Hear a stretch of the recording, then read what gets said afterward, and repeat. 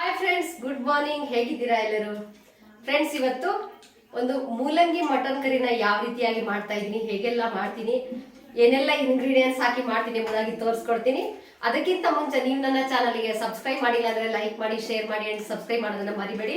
ಚಪಾತಿ, ಮುದ್ದೆ, ರೊಟ್ಟಿ, ಇಡ್ಲಿ, ದೋಸೆ ಎಲ್ಲದಕ್ಕೂ ತುಂಬಾ ಒಳ್ಳೆ ಕಾಂಬಿನೇಷನ್ ಅಂತ ಹೇಳ್ಬೋದು.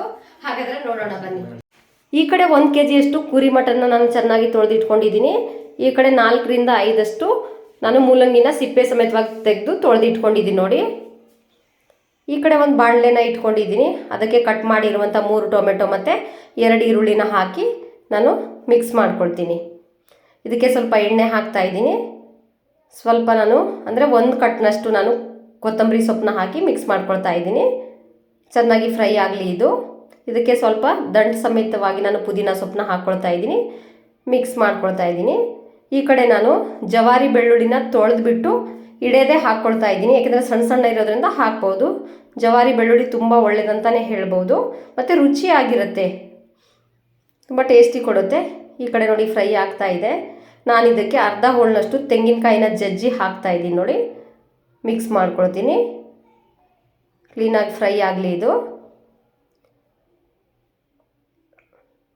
ಚೆನ್ನಾಗಿ ಮಿಕ್ಸ್ ಮಾಡ್ಕೊಳ್ಳೋಣ. ಇದಾಗಿದೆ, ಸ್ಟವ್ನ ಆಫ್ ಮಾಡ್ಕೊಂಡಿದ್ದೀನಿ, ಆರಲಿ ಇದು. ಈ ಕಡೆ ನಾನು ಒಂದು ಮಿಕ್ಸಿ ಜಾರ್ನ ತಗೊಂಡಿದ್ದೀನಿ. ಅದಕ್ಕೆ 2 ಟೇಬಲ್ ಸ್ಪೂನಷ್ಟು ನಾನು ಧನಿಯಾ ಪೌಡ್ರನ್ನ ಹಾಕ್ಕೊಂಡಿದ್ದೀನಿ. ಈ ಕಡೆ ನಾನು 2 ಟೇಬಲ್ ಸ್ಪೂನಷ್ಟು ಅಚ್ಚ ಖಾರದ ಪುಡಿನ ಹಾಕ್ಕೊಳ್ತಾ ಇದ್ದೀನಿ.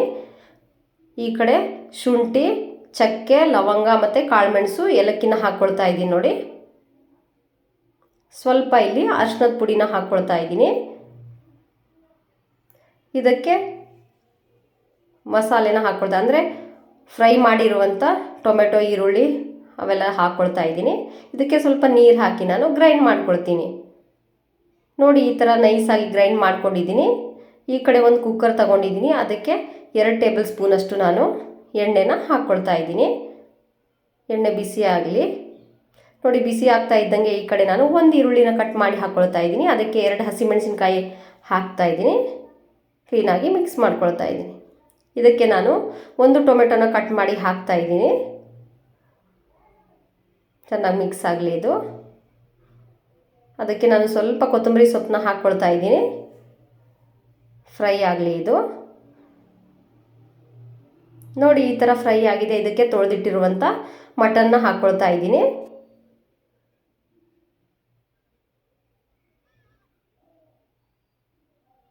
ಈಗ ಇದಕ್ಕೆ ಸ್ವಲ್ಪ ಹರಳು ಉಪ್ಪನ್ನು ಹಾಕ್ಕೊಳ್ತಾ ಇದ್ದೀನಿ ರುಚಿಗೆ ತಕ್ಕನಷ್ಟು. ಈಗ ಮಿಕ್ಸ್ ಮಾಡ್ಕೊಳ್ತೀನಿ ನಾನು.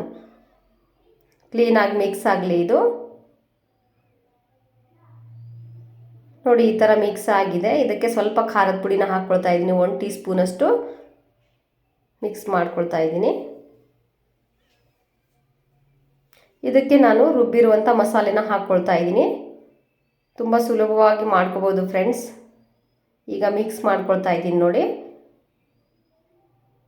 ಚೆನ್ನಾಗಿ ಮಿಕ್ಸ್ ಆಗಲಿ ಇದು. ಇದಕ್ಕೆ ನಾನು ನೀರು ಹಾಕ್ತಾ ಇದ್ದೀನಿ. ಮಿಕ್ಸಿ ಜಾರ್ ತೊಳೆದ್ಬಿಟ್ಟು ನೀರು ಹಾಕ್ತೀನಿ. ನಿಮಗೆ ನೀರು ಎಷ್ಟು ಬೇಕೋ ಅಷ್ಟು ಹಾಕ್ಬೋದು. ಮಾಡ್ಕೊಳ್ತೀನಿ ಕ್ಲೀನಾಗಿ. ನೀವು ಕಡಿಮೆ ಮಾಡೋದಾದರೆ ಕಡಿಮೆ ನೀರು ತಗೊಳ್ಳಿ, ಜಾಸ್ತಿ ಮಾಡೋದಾದರೆ ಜಾಸ್ತಿ ನೀರು ಹಾಕ್ಕೊಳ್ಳಿ. ಆಗಿದೆ ನೋಡಿ ಇದು. ಇನ್ನೊಂದು ಸರಿ ನಾನು ಮಿಕ್ಸ್ ಮಾಡ್ತಾ ಇದ್ದೀನಿ. ಈಗ ಕುಕ್ಕರ್ನ ಕ್ಲೋಸ್ ಮಾಡ್ತೀನಿ. ಈಗ ಇದು 2 ವಿಜಲ್ ಮಾಡಿಸ್ಕೊಳ್ತೀನಿ ನಾನು ನೋಡಿ. ಇದು 2 ವಿಜಲ್ ಆಗಿದೆ. ಓಪನ್ ಮಾಡ್ಕೊಳ್ತಾ ಇದ್ದೀನಿ ನೋಡಿ ಯಾವ ರೀತಿಯಾಗಿ ಬಂದಿದೆ ಅಂತ.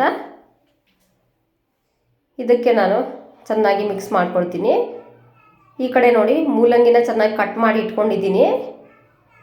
ಈ ಥರ ಈ ಸೈಜ್ನಷ್ಟು ಕಟ್ ಮಾಡಿ ಇಟ್ಕೋಬೇಕು. ನಾನು ಮೊದಲಿಗೆ ಯಾಕೆ ಹಾಕಿಲ್ಲ ಅಂದರೆ ಮಟನ್ ಜೊತೆ ಹಾಕಿದ್ರೆ ಎಲ್ಲ ಬೆಂದು ಪಚಡಿ ಆಗಿಬಿಡುತ್ತೆ. ಅದಕ್ಕೋಸ್ಕರ ತುಂಬ ಮೆತ್ತಗಾಗಿಬಿಡುತ್ತೆ. ಅದಕ್ಕೋಸ್ಕರ ಈಗ ಹಾಕ್ತಾ ಇದ್ದೀನಿ ನೋಡಿ. ಇಲ್ಲಿ ನಾನು ಮೂಲಂಗಿನ ಕಟ್ ಮಾಡಿ ಕುಕ್ಕರಿಗೆ ಹಾಕ್ಕೊಳ್ತಾ ಇದ್ದೀನಿ. ಈಗ ಇದಕ್ಕೆ ಕುಕ್ಕರ್ನ ಕ್ಲೋಸ್ ಮಾಡಿ 1 ವಿಜಲ್ ಅಷ್ಟೇ ಮಾಡ್ಕೊಳ್ತಾ ಇದ್ದೀನಿ. ಮೊದಲಿಗೆ ಮಟನಿಗೆ ನಾನು 2 ವಿಜಲ್ ಮಾಡಿಸ್ಕೊಂಡಿದ್ದೀನಿ. ಈಗ ಮೂಲಂಗಿ ಹಾಕಿ 1 ಮಾಡಿದಾಗ ಅಲ್ಲಿ 3 ವಿಜಲ್ ಕರೆಕ್ಟ್ ಆಗುತ್ತೆ ಫ್ರೆಂಡ್ಸ್ ನೋಡಿ ಯಾವ ರೀತಿಯಾಗಿ. ಈಗ ಕುಕ್ಕರ್ ಕ್ಲೋಸ್ ಮಾಡ್ತೀನಿ ನೋಡಿ. ಕುಕ್ಕರ್ ಕ್ಲೋಸ್ ಆಗಿದೆ. ಒಂದೇ 1 ವಿಜಲ್ ಮಾಡಿಸ್ತೀನಿ. ಇದನ್ನು ಆಗಿದೆ. ಈಗ ಓಪನ್ ಮಾಡ್ಕೊಳ್ಳೋಣ ನೋಡಿ ಯಾವ ರೀತಿಯಾಗಿ ಬೆಂದಿದೆ ಅಂತ. ಮಟನ್ನು ಮತ್ತು ಮೂಲಂಗಿ ಕರೆಕ್ಟಾಗಿ ಪರ್ಫೆಕ್ಟಾಗಿ ಬೆಂದಿದೆ. ಈಗ ಈ ಕಡೆ ಒಂದು ಪ್ಲೇಟ್ ತೊಗೊಂಡಿದ್ದೀನಿ. ಅದಕ್ಕೆ ಸರ್ವ್ ಮಾಡ್ಕೊಳ್ತೀನಿ. ನೋಡಿ ಫ್ರೆಂಡ್ಸ್, ಚೆನ್ನಾಗಿ ಬೆಂದಿದೆ ಮತ್ತು ಟೇಸ್ಟಿ ಆಗಿದೆ. ಈ ಕಡೆ ನಾನು ಮುದ್ದೆ ಮಾಡ್ಕೊಂಡಿದ್ದೀನಿ. ಮುದ್ದೆ ಜೊತೆ ದೋಸೆ ಇಡ್ಲಿ ಜೊತೆ ತುಂಬ ಒಳ್ಳೆ ಕಾಂಬಿನೇಷನ್ ಅಂತಲೇ ಹೇಳ್ಬೋದು. ಈ ವಿಡಿಯೋ ನಿಮಗೆ ಇಷ್ಟ ಆದರೆ ಲೈಕ್ ಮಾಡಿ, ಶೇರ್ ಮಾಡಿ ಆ್ಯಂಡ್ ಸಬ್ಸ್ಕ್ರೈಬ್ ಮಾಡೋದನ್ನು ಮರಿಬೇಡಿ ಫ್ರೆಂಡ್ಸ್. ಯಾವ ರೀತಿಯಾಗಿ ಬಂದಿದೆ ಎಂಬುದಾಗಿ ನೀವು ಕಮೆಂಟ್ ಮೂಲಕ ತಿಳಿಸಿ ಅಂತ ಹೇಳ್ತಾ ಮುಂದಿನ ವಿಡಿಯೋ ಸಿಗ್ತೀನಿ.